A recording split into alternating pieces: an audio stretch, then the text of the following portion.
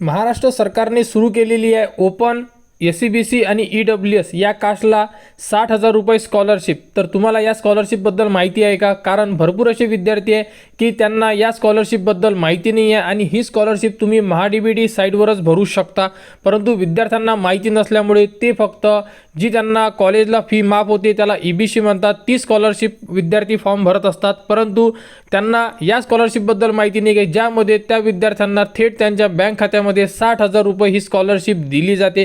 तर या संदर्भात जो GR आहे संपूर्ण माहिती आपण या व्हिडिओमध्ये बघणार आहे। तर बघू शकता या स्कॉलरशिपचं नाव आहे डॉक्टर पंजाबराव देशमुख वसतिगृह निर्वाह भत्ता।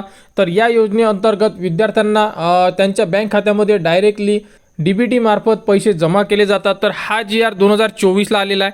भरपूर असे विद्यार्थी आहे की त्यांना या GR बद्दल किंवा या स्कॉलरशिपबद्दल कोणतीही अपडेट दिलेली नाही आहे, कारण की या अगोदर जशा बाकीचे जे कास्ट आहे जसे की SC आहे त्यांना डॉक्टर बाबासाहेब आंबेडकर स्वाधार योजना मिळतात, त्यानंतर OBC VJNT या कास्टमधील विद्यार्थ्यांना ज्ञानज्योती सावित्रीबाई फुले आधार योजना या अंतर्गत 60,000 रुपये स्कॉलरशिप दिली जाते। त्याचप्रमाणे आता ओपन म्हणा SCBC EWS कास्टमधील विद्यार्थ्यांना सुद्धा 60,000 रुपये ही स्कॉलरशिप देण्यात येणार आहे। तर याबद्दलचा GR वगैरे संपूर्ण माहिती आलेली आहे। तर यामध्ये बघू शकता की जे विद्यार्थी प्रायव्हेट कॉलेजला सुद्धा असेल आणि त्यांनी जर CET देऊन जर तुमची ॲडमिशन झालेली असेल, म्हणजे प्रोफेशनल कोर्सला जर ॲडमिशन झालेली असेल, म्हणजे व्यावसायिक अभ्यासक्रम म्हणतो आपण त्याला, तर बघू शकता व्यावसायिक अभ्यासक्रमाचा यामध्ये उल्लेख केलेला आहे। तर व्यावसायिक अभ्यासक्रम म्हणजे प्रोफेशनल कोर्स होतो, त्यामध्ये जर तुम्ही प्रवेश घेतलेला असेल तर तुम्ही या स्कॉलरशिपसाठी फॉर्म भरू शकतात आणि तुमची जी ॲडमिशन आहे ही जर गव्हर्नमेंट रूलनुसार गव्हर्नमेंट कोट्यात जर झालेली असेल तर तुम्ही सुद्धा यासाठी इलिजिबल आहात। तर बघू शकता तुम्हाला किती रक्कम मिळणार आहे या संदर्भात सुद्धा आपण माहिती बघणार आहे। तर बघा यामध्ये तालुक्याच्या ठिकाणी सुद्धा जे विद्यार्थी शिकत असेल त्यांना सुद्धा ही स्कॉलरशिप दिली जाते। यामध्ये भोजन भत्ता, निवास भत्ता आणि निर्वाह भत्ता असे 3 प्रकारचे जे भत्ते आहे तुम्हाला हे देण्यात येतात। त्यानंतर इथे जिल्ह्याचा उल्लेख करण्यात आला आहे, जसं की मुंबई शहर आहे, त्यानंतर नवी मुंबई, ठाणे, पुणे, पिंपरी चिंचवड, नागपूर या शहरांमध्ये विद्यार्थ्यांना 60,000 रुपये दिले जातात।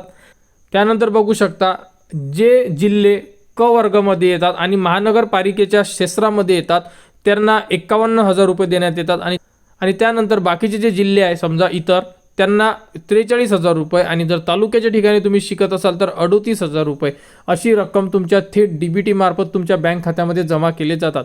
आता यामध्ये तुम्ही म्हणसाल सर संपूर्ण विद्यार्थी इलिजिबल आहात का? तर नाही, यामध्ये कोणते विद्यार्थी इलिजिबल असणार आहे? जे विद्यार्थी भाड्याने राहत असेल किंवा प्रायव्हेट हॉस्टेलला राहत असेल तेच विद्यार्थी यासाठी इलिजिबल असणार आहे। जर तुम्ही एखाद्या ठिकाणावरून समजा नागपूरचा विद्यार्थी पुण्याला शिकायला जात असेल आणि तो जर तिथे भाड्याने राहत असेल तर त्या प्रकारचे त्याला ते नोटरी वगैरे बनवून डॉक्युमेंट्स बनवून हा फॉर्म भरावा लागेल।